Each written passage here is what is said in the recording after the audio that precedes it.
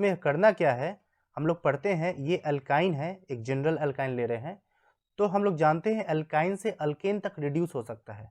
लेकिन अगर हमें सिर्फ एल्कीन तक रखना है तो एल्कीन में क्या पॉसिबिलिटी हो सकता है, या तो वो दोनों सिस एल्कीन हो या फिर वो ट्रांस एल्कीन हो। तो इसके कारण हमें रिएजेंट अलग अलग लेना है। जब हम सिस एल्कीन बनाना होता है अल्काइन से, तो फ्रेंड्स हम लोग जो रिएजेंट को यूज करते हैं उसको कहते हैं लिंडलार्स रिएजेंट।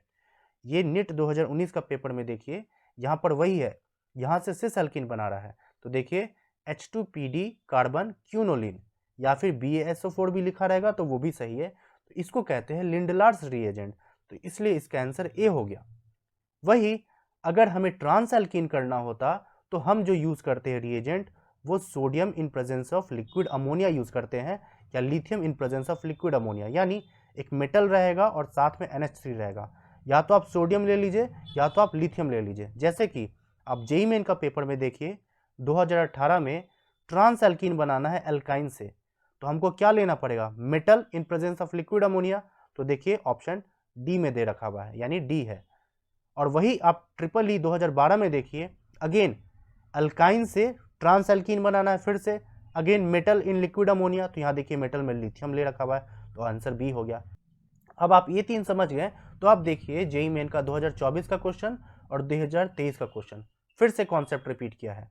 देखिए यहाँ पर ये क्या है, सिस एल्कीन बना रहा है और आपका रिएजेंट भी दे रखा हुआ है, तो इतना तो कॉमन सेंस है ना, हम रिड्यूस करके एल्कीन बना रहे हैं, यानी स्टार्टिंग मटेरियल अल्काइन ही होना पड़ेगा।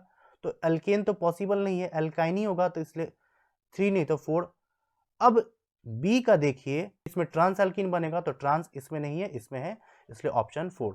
तो देखिए कॉन्सेप्ट रिपीट किया कि नहीं, 2012 का 18 का जो कॉन्सेप्ट है वो 2024 में भी रिपीट कर रहा है। क्लियर हो गया।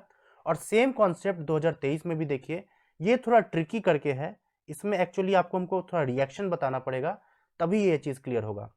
कैसे, देखिए सबसे पहले आपको दे रखा हुआ है इस तरह से ट्रांस एल्कीन। अब इसका देखिए चारों ऑप्शन में Br2 दे रखा हुआ है, तो हम लोग पढ़ते हैं Br2 के प्रेजेंस में क्या होगा, Br का एडिशन हो जाएगा। तो हम यहाँ स्टीरियो केमिस्ट्री को ध्यान नहीं देते हैं, नॉर्मली हम क्या करते हैं यहाँ पर जस्ट Br ऐड कर देते हैं। ये हो गया Br और Br, 2 Br लग गया। अब देखिए नेक्स्ट स्टेप में ये क्या कह रहा है, अल्कोहलिक KOH दे रखा हुआ है, नहीं तो एक्वस KOH दे रखा हुआ है। तो अब आप समझिए यहाँ पर एल्कीन चाहिए हमें और ये हमारा एल्केन हो गया, तो एल्कीन कैसे पॉसिबल है, एल्काइन से, यानी यहाँ पे एल्काइन कराना होगा, यानी ये दोनों Br निकलेगा तभी तो एल्काइन पॉसिबल है। इसका मतलब हमें इलिमिनेशन कराना है। तो अब आप जानते हैं अगर दोनों पे ही हैलोजन लगा हुआ है, तो दोनों पे अगर हाइड्रोजन है तो एक बार ये हाइड्रोजन जाएगा जिसके कारण से ये Br निकला, और दूसरी बार में यहाँ से जाएगा, ये गया तो Br निकला, यानी दो मतलब -2HBr होगा, तभी एल्काइन पॉसिबल है।